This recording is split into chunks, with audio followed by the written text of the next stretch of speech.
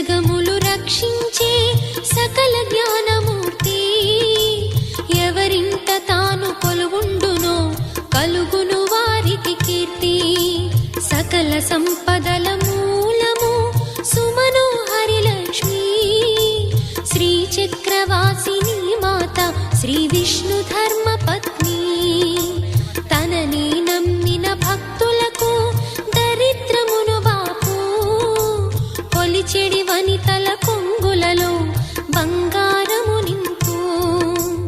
అష్టలక్ష్ముల రూపున అవతారం దాల్చినది, కష్టములను తొలగించగా భూమిలో వెలసినది. లక్ష్మీదేవి కథ, శ్రీ లక్ష్మీదేవి కథ, లక్ష్మీదేవి